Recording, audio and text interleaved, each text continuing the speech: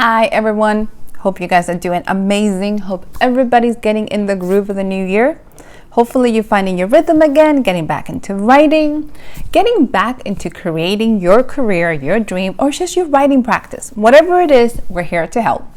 Today, I want to talk to you guys all about mailing lists. This seems to be a very kind of like dividing topic for most authors, what I realized. I have friends that either love them and I have friends that either hate them. Whichever way you go with it, it's a very personal option. I just want to talk to you guys a little bit about it. Kind of see what you're taking in. Are you practicing? Do you have one? Do you not have one? How do you feel? So let me give you some background and then you guys can kind of tell me in the notes what you guys think. Mailing list. When I first started writing, one of the things that I took a class with Nick Stevenson, who is the king of creating newsletters and mailing lists for authors, this is one of his platforms for his teaching programs, is he says everybody needs one. And his rationale was very interesting. He said, it is your connection with your readers directly. It doesn't depend on algorithms. It's not going to be disturbed if Facebook changes like they do every time, or if Amazon changes how they're going to sell your ads. Your mailing list, it is literally your connection. So this is the part that I appreciate. A mailing list is a one-on-one relationship. It's from you to your readers to your tribe directly. A Facebook group, on the other hand, because somebody asked me, if I have a Facebook group, do I need a mailing list? A Facebook group is a lot more of a community. It depends. I have friends who actually enjoy more their Facebook group than they do their mailing list. Either way you're looking at it, it's a very personal thing. I have both, just because the connection is a little different. And I have actually two separate mailing lists. I have one for my fiction side of the house. I have one for my nonfiction. I want to explain that as well. So let's kind of discuss the mechanics of your mailing list. When you're thinking of a mailing list, you're specifically thinking of a mailing list, newsletter or email sequences or providers that actually comes from an official source. What that means is you need a provider. I have ConvertKit. You can do whatever you want. You can do MailChimp, you can do MailLite, whichever one you enjoyed. The one thing with them, you got to be careful.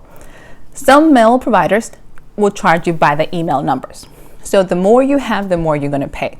So this is usually what I tell people is manage your email properly. Make sure you have active people in it, or else you're just paying for empty space. So when you're thinking about it, the reason you need an actual provider is because you have to be able to provide people with an option how to unsubscribe. This is the key. It has to be easy and accessible. It can't be hard to find, because when it comes to email providers, they're monitoring your communications. What they're looking at is how many people are sending you to spam, how many people are complaining about it, how many people are rejecting it. The more complaints that they got, what's going to happen is if too many people send your emails to spam, that carrier like Google or Gmail, Yahoo, if too many people send you to spam, the entire mailing list will go directly that way. So you don't want to have too many people sending you to spam, or else your email's never going to get seen.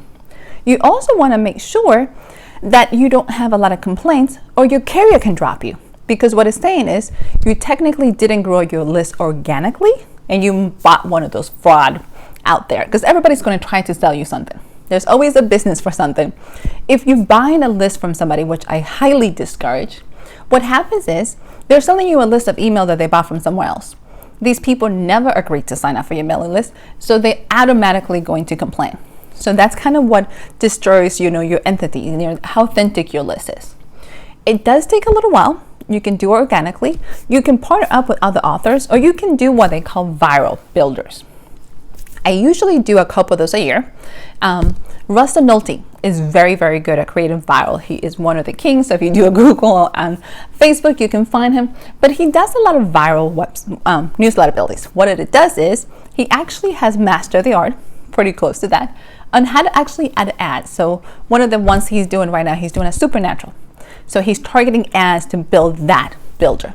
He's following different compliance to make sure people understand that if they sign up for the price, that authors are going to email them. So that's kind of what you want.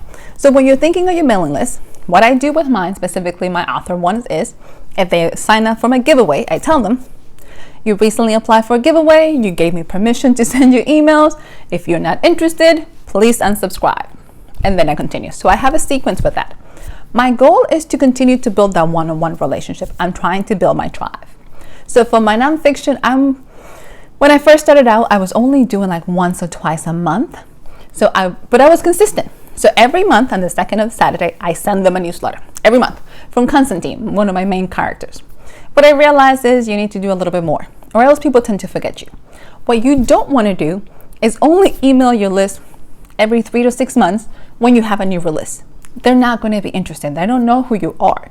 You want to be more regular. You also want to give them some prices. You want to be able to build that relationship that is not just taking. You also have to remember, this is your tribe. This is your core people that you want to get them excited about what you do. For my fiction now, I'm getting ready to do, starting this year, is I'm going to give them a free short story. A lot of my friends do a lot of patrons in that way. I don't have a lot of time to manage a Patreon account, but I do love my newsletter. So I figured that would be something good to do, something fun that doesn't have any pressure. Also, if they have never read my books, and this is the first time they're picking it up, it's a free short story. If you like the writing, then hey, you might want to pick up the book. If not, no foul. You didn't get to lose anything. So something to think about. For nonfiction writers, here's the difference. Nonfiction writers, people are expecting a little bit more than that. While fictions we do 3 to 4 times a month, nonfiction you probably need to do it at least once a week, probably more. With that in mind, nonfiction, you're providing more content. You're providing tips, you're providing advice, you're providing tools. I have both. I have a fiction website. I also have a nonfiction for my teaching and coaching program. So I'm managing different kind of products at the same time. One of the goals that you always have when you have a newsletter is, depending on your provider, you can do what is called a welcoming sequence. So you actually have it already set in your email. So when somebody signs up for your lead magnet, so you're trying to get them incentivized. One of my lead magnets is for my fiction is, hey, get a free short story every month. So when you sign up for it, my welcome emails comes in and it says, welcome to the family. I have another one a couple of days telling them a little bit more. From a nonfiction, I have about 3 emails they're going to get if you get the lead magnet.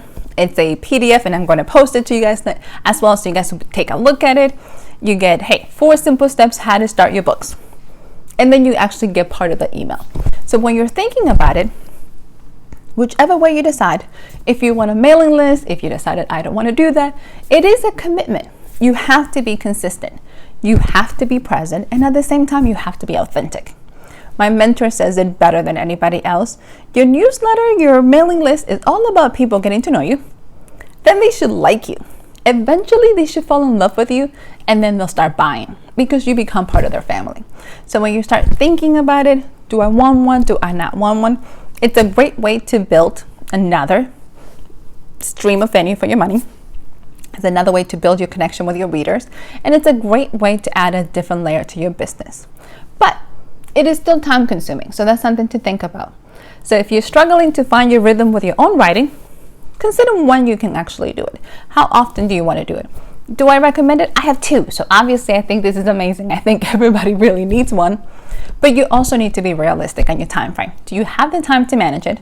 If not, you're actually just spending more time and kind of more stress than you need to. So think about it. So it's all about newsletter. If you have any questions, let me know. If you have one, shoot me. Let me know. I'm interested in figuring it out and what's working for you guys. So I will see you again later for another unit video. In the meantime, keep writing, keep being amazing. And if you need me, guys, let me know. Bye.